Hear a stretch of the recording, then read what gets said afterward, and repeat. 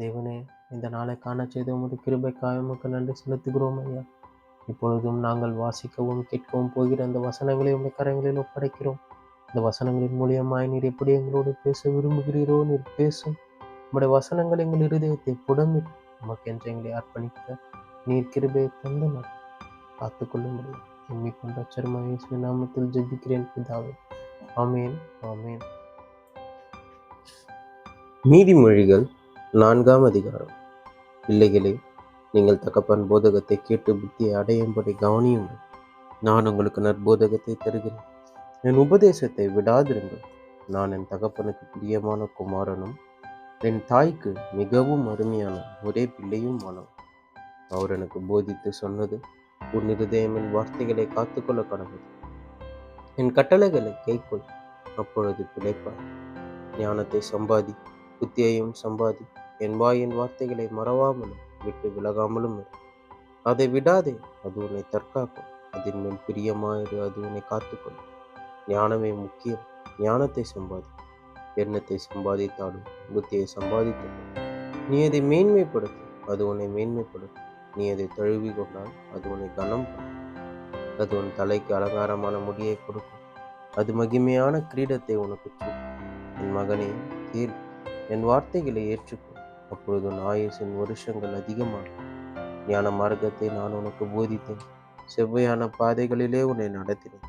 நீ அவைகளில் நடக்கும்போது உன் நடைகளுக்கு இடுக்கண் உண்டாவதில்லை. நீ அவைகளில் ஓடினாலும் இடரமாட்டாய். புத்திமதியை உறுதியாய் பற்றிக்கொள், அதை விட்டுவிடாதே, அதை காத்துக்கொள், அதுவே உனக்கு ஜீவன். துன்மார்க்கருடைய பாதையில் பிரவேசியாது, தீயோருடைய வழியில் நடவாது. அதை வெறுத்து விடு, அதன் வழியாய் போகாது. அதை விட்டு விலக்கி கடந்து போ.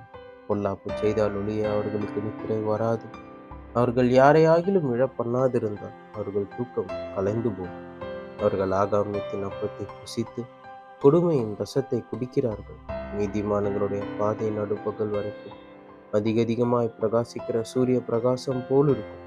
துன்மார்க்கருடைய பாதையோ காரிருளை போல் இருக்கும். தாங்கள் இடறுவது இன்னதில் என்று அறியார்கள். என் மகனே, என் வார்த்தைகளை கவனி, என் வசனங்களுக்கு உன் செவியை சாய். அவைகள் உன் கண்களுக்கு விட்டு பிரியாதிருப்பன. அவைகளை உன் இருதயத்துக்குள்ளே காத்துக்கும். அவைகளை கண்டுபிடிக்கிறவனுக்கு அவைகள் ஜீவனும் அவர்கள் உடலுக்கெல்லாம் ஆரோக்கியமும். எல்லா காவலோடும் உன் இருதயத்தை காத்துக்கும். அதனிடத்தினின்று ஜீவ ஊற்று புறப்படும்.